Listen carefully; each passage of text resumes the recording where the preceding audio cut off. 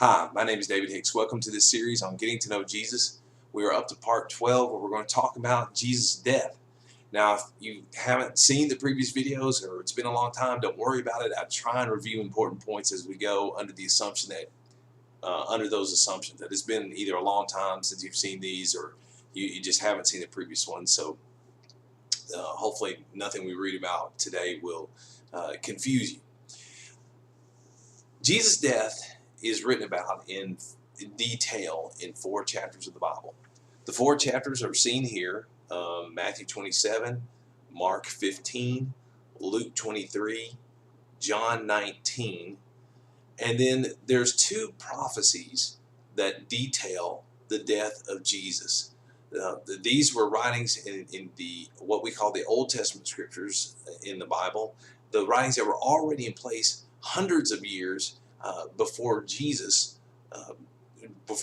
came to this earth. And so Psalm 23 and Isaiah 53 are 2 of those prophecies that really go into detail on Jesus' death. So we can't read all of these, but we're going to focus on Luke 23 if you want to be looking that up. But I do encourage you at some point to read all of these, because there's just details in each that the others don't have for the most part. Okay, so to catch up to speed, in our last video we saw Jesus getting arrested. And why would anybody arrest Jesus? Is an excellent point, because as Jesus put it, he testified of the world that what it did was evil. And so the people doing the evil, many of them were influential. Many of them were powerful. Many of them had political power. They had soldiers at their command. And so they hated Jesus because he was telling them that what they were doing is evil, and so they wanted to kill him. Now, how are they going to do that? Because Jesus was extremely popular among the common people. Crowds are around him every day. And so they were afraid to just go up and arrest Jesus, because they were afraid the crowd would stone them if they attempted to do something like that. So they needed to find Jesus at a time when the crowd wasn't around. Enter Judas. Judas was one of Jesus' 12 apostles, his 12 special messengers that he chose among all his followers to work with more intensely, more closely, on a more intimate level. Judas was a thief. He would steal from the money that had been donated to Jesus and his followers to help them in their ministry. And we saw in our last video that at one point Judas got upset over a lost opportunity to get some money. And so he went and agreed with the chief priest and the elders. Yes, it was the religious people who hated Jesus the most because of their hypocrisy that Jesus pointed out. He agreed to betray Jesus, to lead them to Jesus at an opportune time for 30 silver coins. It was his love of money that led him to betray Jesus.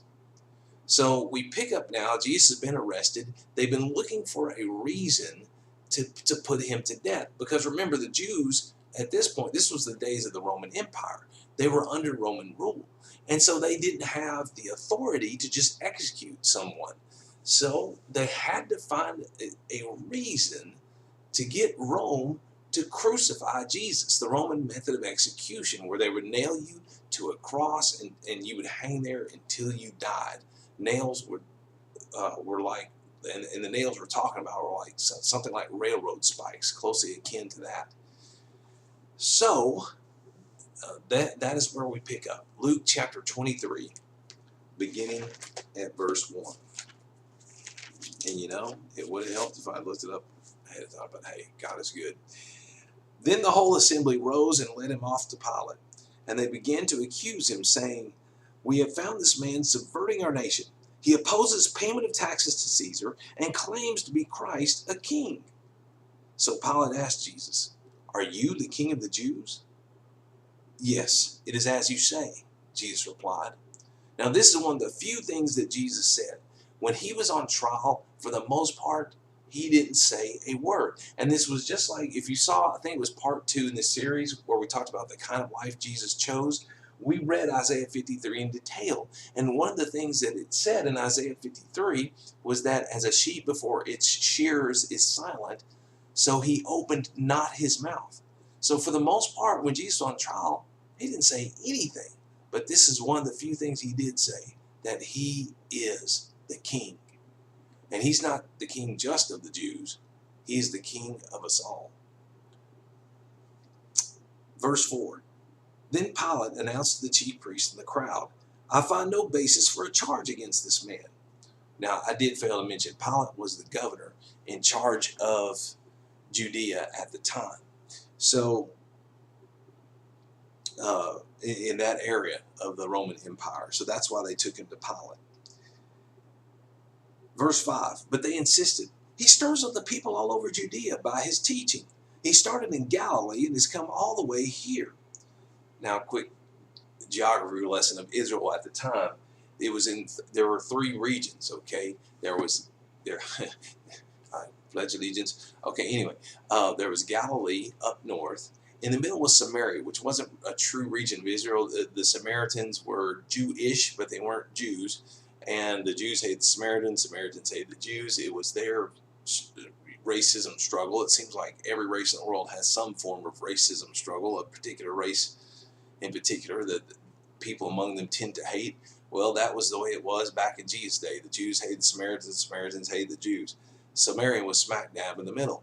And then in the south was Judea, where Jerusalem was, Bethlehem, famous cities such as that. So, verse 6, on hearing this, Pilate asked if the man was a Galilean. Now remember, Jesus grew up in Nazareth, which was in Galilee. When he learned that Jesus was under Herod's jurisdiction, he sent him to Herod, who was also in Jerusalem at the time. For those history buffs, this is Herod Antipas, the son of Herod the Great. And so he had been given authority by Rome to rule over Galilee. Now, but he happened to be at Jerusalem at the time for the feast. When Herod saw Jesus, he was greatly pleased, because for a long time he had been wanting to see him. From what he had heard about him, he hoped to see him perform some miracle.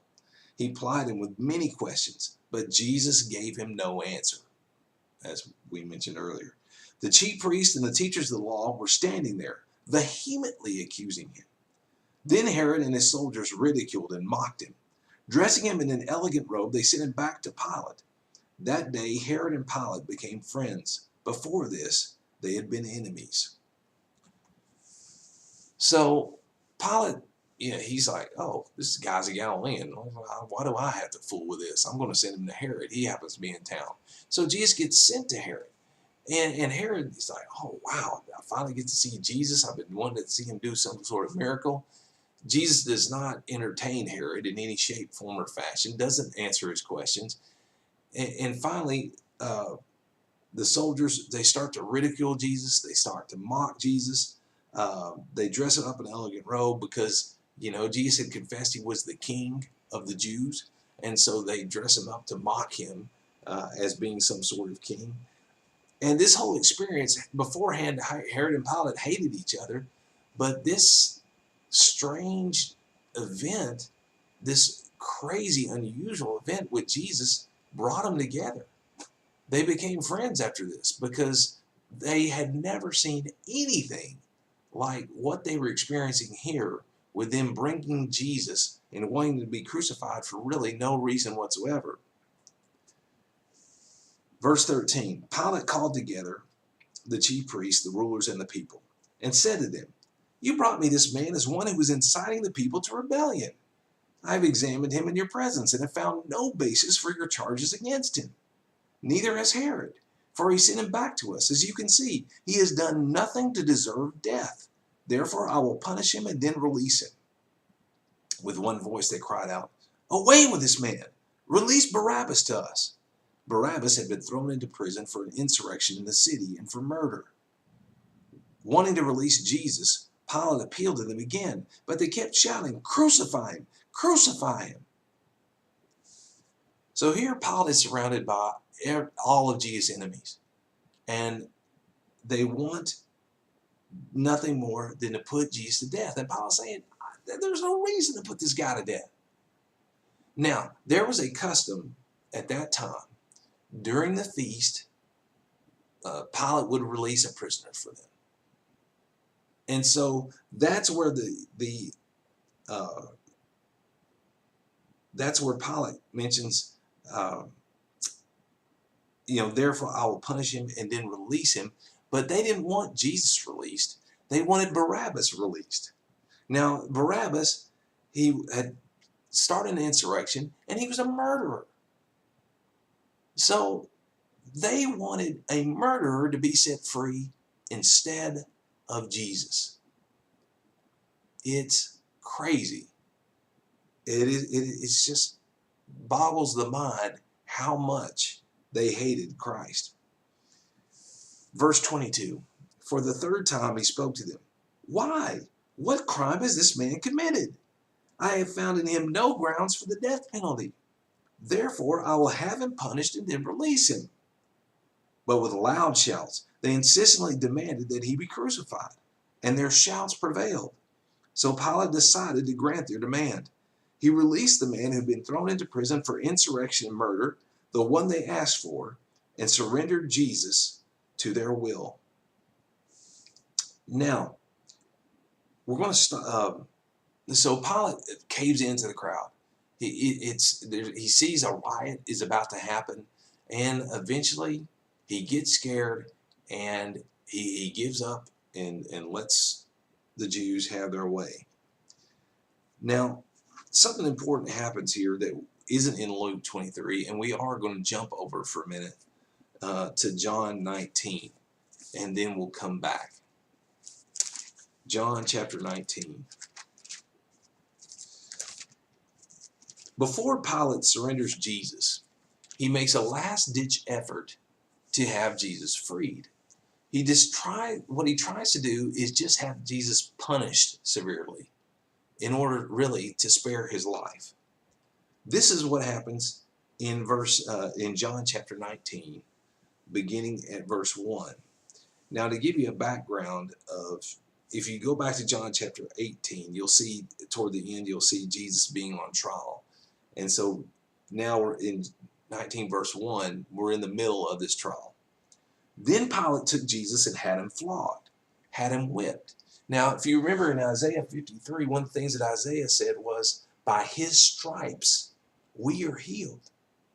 By the stripes on Jesus' back, by the wounds on his back, the punishment that he was taking for our wrongdoings, we can find forgiveness. We can find spiritual healing. By his stripes, we are healed. So Pilate had him flogged. The soldiers twisted together a crown of thorns and put it on his head.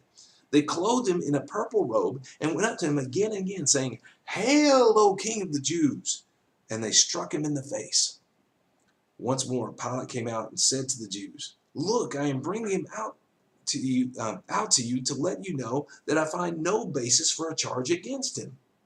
When Jesus came out wearing the crown of thorns and the purple robe, Pilate said to them, Here is the man. As soon as the chief priests and their officials saw him, they shouted, Crucify! Crucify! But Pilate answered, You take him and crucify him.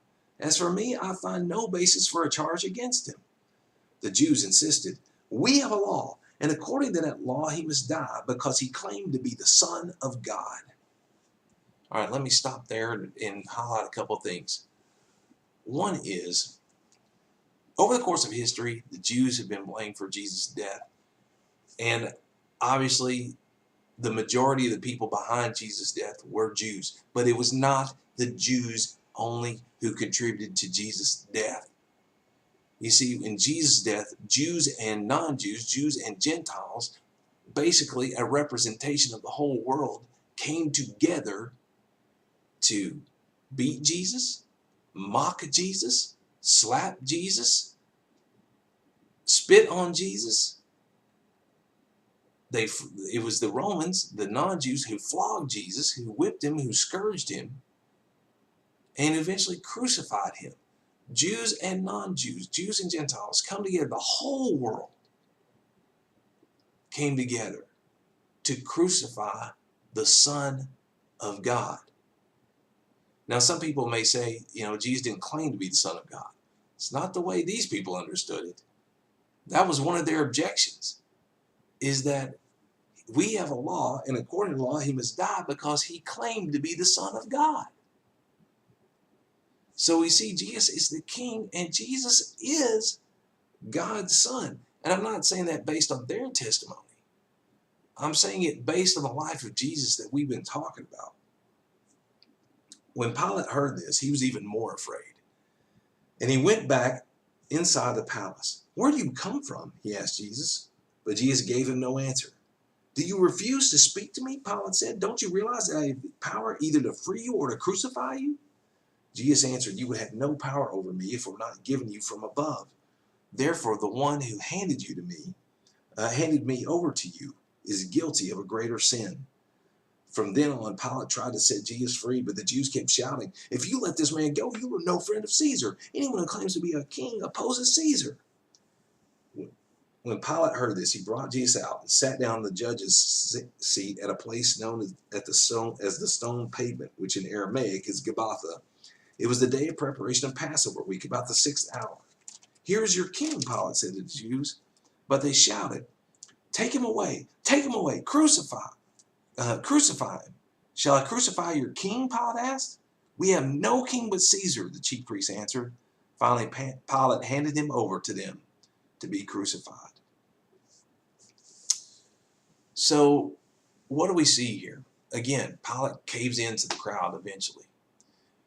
And one of the things that I want you to take a note of, just as a kind of a side note, there's a sense in which all sin is the same. Romans 6:23 says, "For the wages of sin is death." Doesn't matter what the sin is. The wage for that sin is death. But there's also a sense in which some sins are worse than others. And so Pilate, in talking to Jesus, said, "You won't answer me? Don't you know I have power to crucify you?" But Jesus said to him, "You would have no power at all if it hadn't been granted to you from above.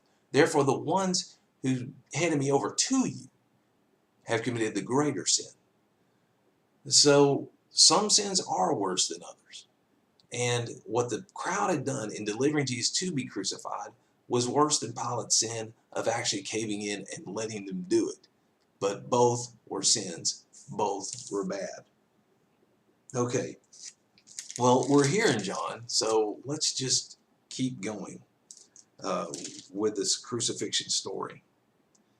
All right, my gut feel says no, we should go back to Luke 23. All right, so let's just listen to hopefully our God gut, and go back to Luke 23.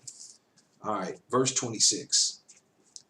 As they led him away, they seized Simon from Cyrene, who was on his way in from the country, and put the cross on him and made him carry it behind Jesus. A large number of people followed him, including women who mourned and wailed for him. Jesus turned and said to them, "Daughters of Jerusalem, do not weep for me. Weep for yourselves and for your children. For the time will come when you will say, 'Blessed are the barren women, the wombs that never bore, the breasts that never nursed.' Then they will say to the mountains, 'Fall on us,' and to the hills, 'Cover us.' For if men do these things when the tree is green, what will happen when it is dry? If men will commit such evil when Jesus himself is right there among them, what kind of evil will men do when Jesus is gone?" 2 other men, both criminals, were also led out with him to be executed. When they came to the place called the Skull, there they crucified him, along with the criminals, one on his right, the other on his left. Jesus said, "Father, forgive them, for they do not know what they are doing." Amazing, isn't it, to hear Jesus say this? But Jesus practiced what he preached. And one of the things he preached was forgiveness. And so here Jesus, he's going beyond forgiving people. He is pleading with God to forgive them. He is interceding on behalf of the people who are putting him to death. When we talked about how God's love goes beyond normal love. Normal love loves people who love them in return. God extends his love to his enemies. If this isn't extending love to an enemy, what is? He's dying on a cross and he's pleading with God to forgive these people because they don't know what they're doing. They have no clue what they are really doing. Otherwise, they never would have even, they would have shuddered to even think about doing it in the first place. And they divided up his clothes by casting lots. Casting lots, don't really go into that right now. It's just kind of a random way of, think of it like rolling dice or something. And whoever gets what, whatever turns up, someone ended up getting Jesus' clothes. The people stood watching, and the rulers even sneered at him. They said, he saved others. Let him save himself if he is the Christ of God, the chosen one. The soldiers also came up and mocked him. They offered him wine vinegar and said, if you are the king of the Jews, save yourself. Again, we have Jews and Gentiles both come together making fun of Jesus for different reasons, but the result was the same. There was a written notice above him which read, this is the King of the Jews. One of the criminals who hung there hurled insults at him. Aren't you the Christ? Save yourself and us. But the other criminal rebuked him. Don't you fear God? He said, since you are under the same sentence? We are punished justly, for we are getting what our deeds deserve. But this man has done nothing wrong. Then he said, Jesus, remember me when you come into your kingdom. Jesus answered him, I tell you the truth, today you will be with me in paradise. Two thieves were crucified with Jesus. And so there's one on his right, one on his left. And even one of the thieves on the cross joins in with everybody else making fun of Jesus. But the other has a different heart. And he rebukes his fellow thief, telling him, this man has done nothing wrong. We're getting what our deeds deserve. Now here's a side point. He was mature enough to accept punishment when he knew he deserved it. Oftentimes in life, we get upset when we're punished for things that, hey, we should be punished for. So that's something to think about. But here this man stood up for Jesus, and then he begged for, he was like the only one throughout this whole incident from the time of the garden where Jesus was arrested to now that has stood up for Jesus. And so he asked one thing, remember me when you come into your kingdom. And Jesus gives him this fantastic, wonderful answer. I tell you the truth, today you will be with me in paradise. When we die as followers of Christ, what awaits for us is paradise. I'll leave it at that. There's a lot more to get into. I don't have time to get into it in this particular video. But wherever we go, when we die, our spirit, our soul, Jesus describes it as paradise. What mercy, what compassion. Here's somebody who's, he's at the end of his life. He's not going to have time to turn his life around to do some sort of super godly good deeds. His life is basically over at this point. And yet Jesus, so moved by his heart and standing up for him, says, today you will be with me in paradise. It's a story that almost makes you want to cry.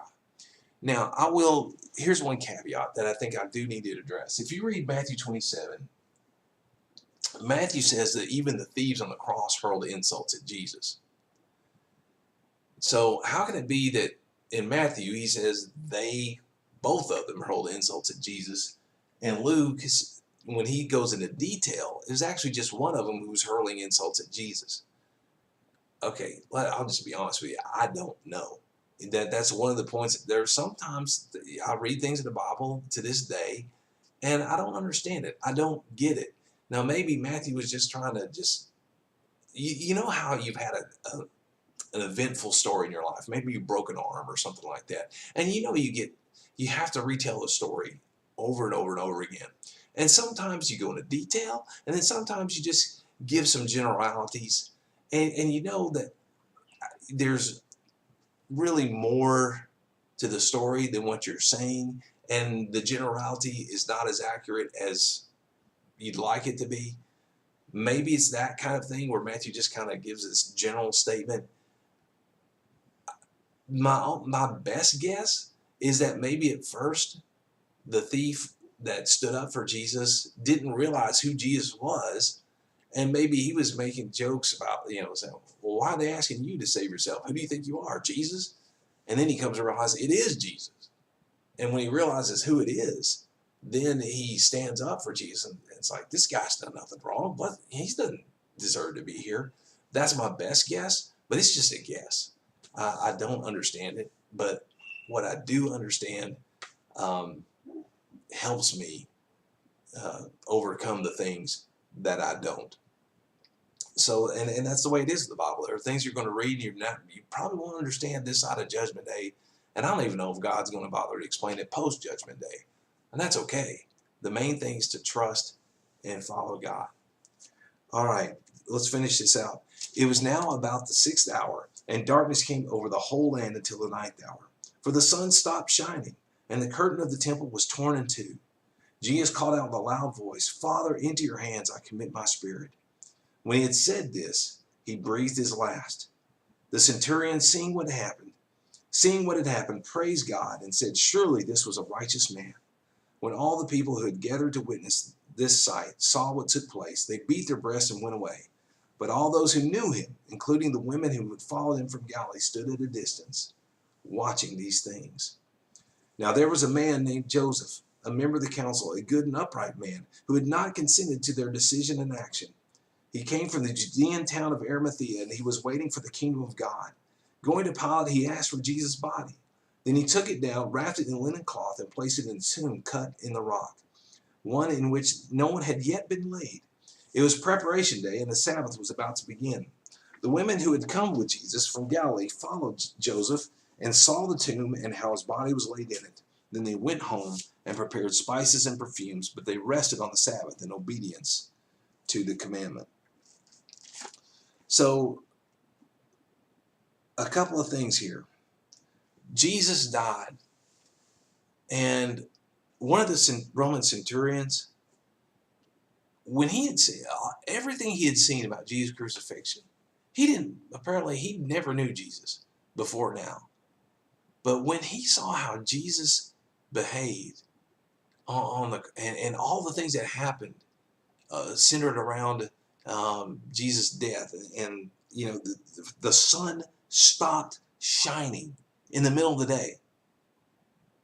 It stopped shining. He looked and he said, surely this was a righteous man. And I think, if I'm not mistaken, maybe in Matthew, maybe Mark, it even says that he was the Son of God. So Jesus, he succeeded. It was a mission he didn't want to take, but out of his love for God and his love for mankind, he took it anyway. And he endured to the very end. And then he committed his spirit into his Father's hands. And he did it all for you. He did it all for me. And that's personally why I follow Jesus, because I realize he loved me enough to die for me. And I hope that's why you decide to follow Jesus, that you'll realize that he loves you so much. You are worth dying for, and he did it. God bless you. God bless this video.